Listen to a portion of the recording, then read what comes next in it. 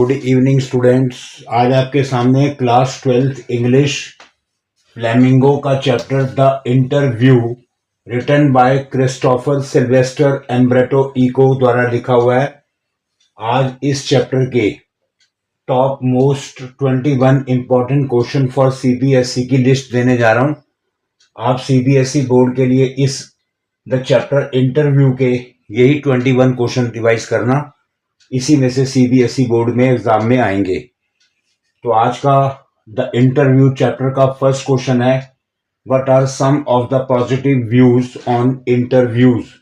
Interview को लेकर कुछ लोगों के पॉजिटिव व्यू होते हैं, बताओ वो क्या है, उन्हें अच्छा लगता है। Question second, why do most celebrity writers despise being interviewed.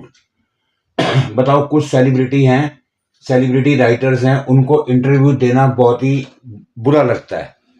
उन्हें लगता है अनवांटेड इंट्रूजन, यानी बिन बात का दखल अंदाजी हो रही है, उनसे इंटरव्यू लेके उनसे पर्सनल पूरी जानकारी प्राप्त की जा रही है, उन्हें बुरा लगता है। Question third, what is the belief in some primitive cultures about being photographed.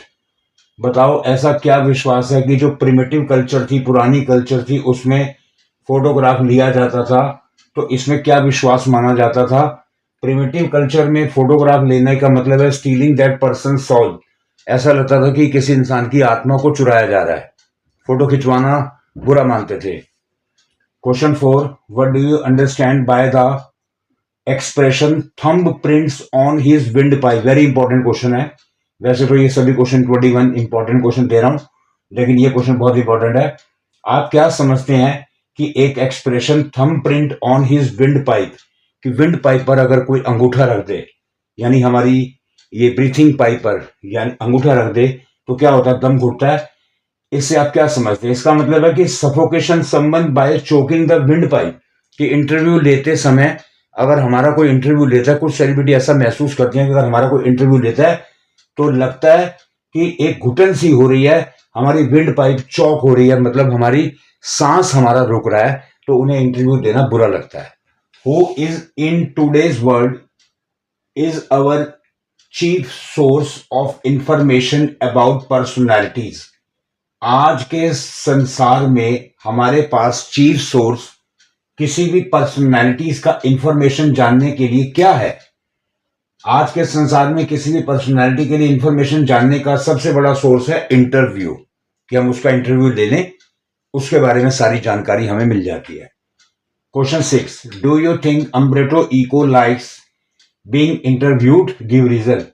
क्या आप सोचते हैं कि अम्ब्रेटो इको को इंटरव्यू देना पसंद था, गिव रीजन। हाँ, उनको पसंद था। वो ये कहते थे कि इंटरव्यू देने से हम अपने बारे में सब कुछ बता सकते हैं, सारी चीजों की इंफॉर्मेशन दूसरों तक पहुंचा सकते हैं।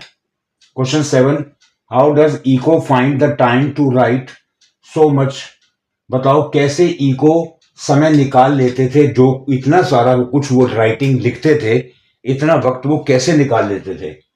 तो इसका मेन जवाब ये है कि empty spaces in the life में कभी भी कोई खाली समय उन्हें मिलता था, जैसे संडे के दिन, या लिफ्ट में ग्राउंड फ्लोर से टॉप फ्लोर पर जाने में जो रास्ते में बीच में जो 2-4 मिनट मिलते थे, उसमें वो लिखा करते थे। Question 8, what was the distinctive about Eco's academic writing style. Eco की एकेडमिक राइटिंग स्टाइल की डिस्टिंक्टिव खास चीजें क्या थी। Question 9, did Umberto Eco considered himself a novelist first और एन एकेडमिक स्कॉलर। क्या एम्ब्रेटो इको अपने आप को नॉवेलिस्ट पहले मानते हैं या एकेडमिक स्कॉलर पहले मानते हैं। वो खुद कहते हैं, उन्होंने इंटरव्यू में खुद कहा कि वो एकेडमिक स्कॉलर पहले हैं, क्योंकि वो कॉलेज के प्रोफेसर रह चुके हैं, कॉलेज के प्रोफेसर हैं। और सेकेंडली नॉवल तो वो एम्प्टी स्पेसिस में लिखते हैं, पर्टिकुलरली संडेज को, तो उन्होंने ये बात खुद एक्सेप्ट की है। What is the reason for huge success of the novel The Name of the Rose? Umberto Eco का एक नॉवल था the name of the rose. ये क्या रीजन था कि इसको काफी सफलता मिली थी। सबसे पहली बात यह कि ये एक सीरियस नॉवल था, इसके अंदर स्टोरी डिटेक्टिव थी, मेटाफिजिक्स, थियोलॉजी, मेडिवियल हिस्ट्री, इन सब का इस्तेमाल किया गया था। ये सारे उनके मेन सब्जेक्ट्स थे, इसीलिए इस नॉवल को काफी सक्सेस मिली थी। Question 11, what was the attitude of Lewis carol?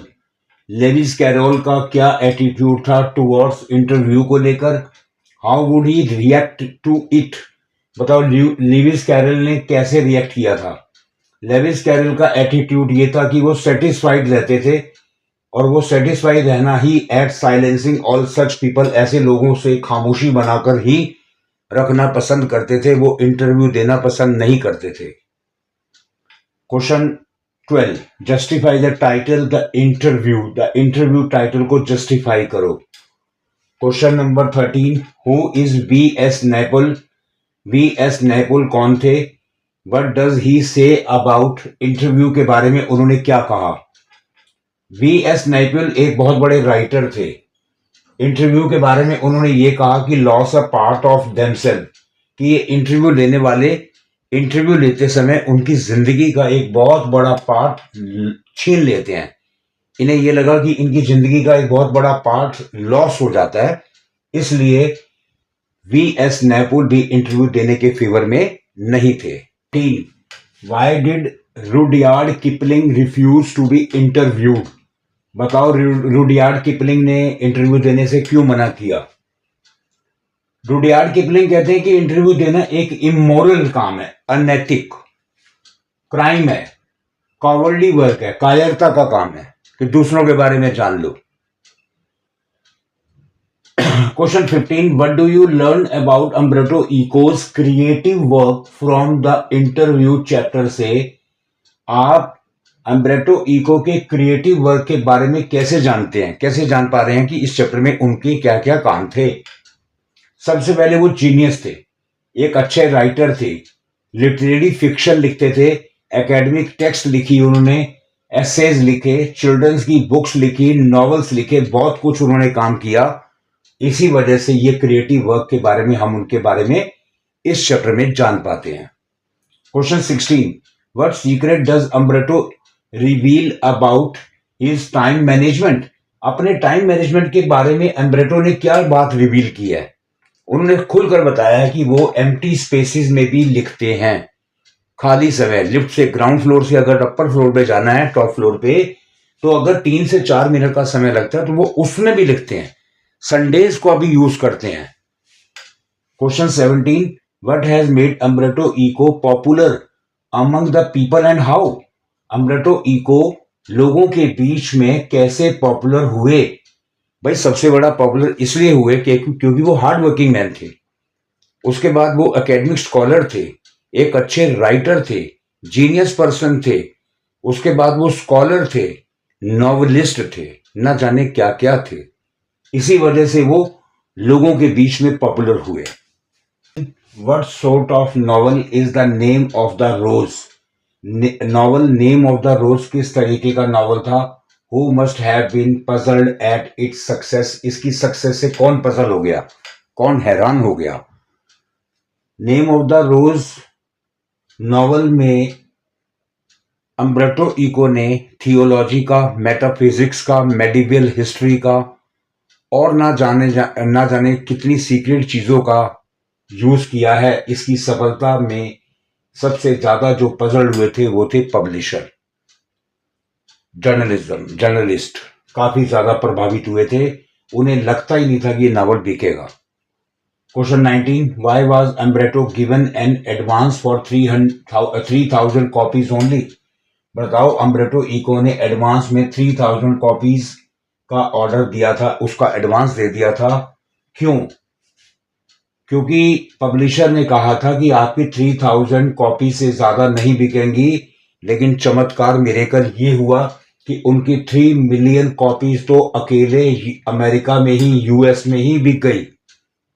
इसके अलावा टोटल 10 मिलियन के करीब कॉपीज बिकी। तो ये एक सरप्राइजिंग टॉपिक था। Question 20, why do you think, आप ऐसा क्यों सोचते हो कि did American publisher think that the novel the name of the rose won't sell well in America? बताओ अमेरिकन पब्लिशर ऐसा क्यों सोच रहे थे कि the name of the rose novel America में नहीं बिकेगा? लेकिन ऐसा नहीं हुआ। अमेरिका में 3 मिलियन कॉपी सोल्ड हुई। ये एक मिरेकल था, एक चमत्कार था। Question last 21, what impression do you form about Umberto as a scholar and writer on the basis of chapter the interview lesson के आधार पर आप बेस पर ये बताइए कि अम्ब्रेटो इको एक स्कॉलर भी थे और एक राइटर भी थे। वो एकेडमिक स्कॉलर थे, प्रोफेसर थे, राइटर भी थे। अपनी राइटिंग में उन्होंने fiction, non fiction, theology, metaphysics, medieval history, हर तरीके का सीक्रेट, हर तरीके की जो मैटर है उन्होंने डाला है। यही उनकी सफलता का राज था। तो स्टूडेंट, क्लास 12 इंग्लिश फ्लेमिंगो का chapter the interview written by Christopher Sylvester Umberto Eco ने ये चैप्टर लिखा है। बहुत ही शानदार, बहुत ही बढ़िया चैप्टर है। इसमें top 21 important question for CBSE board के लिए मैंने दिए हैं। इसी में से आपको एग्जाम में क्वेश्चन आएंगे। आप हमारे इस चैप्टर को आप अच्छे से रीडिंग कीजिए और इन क्वेश्चन आंसर को पक्का कीजिए। आप इसी तरीके से हमारी बाकी वीडियोज और शॉर्ट्स देखते रहिए। आपको अच्छी लगे तो प्लीज उन्हें लाइक कीजिए, शेयर कीजिए और सब्सक्राइब कीजिए। धन्यवाद। Thank you.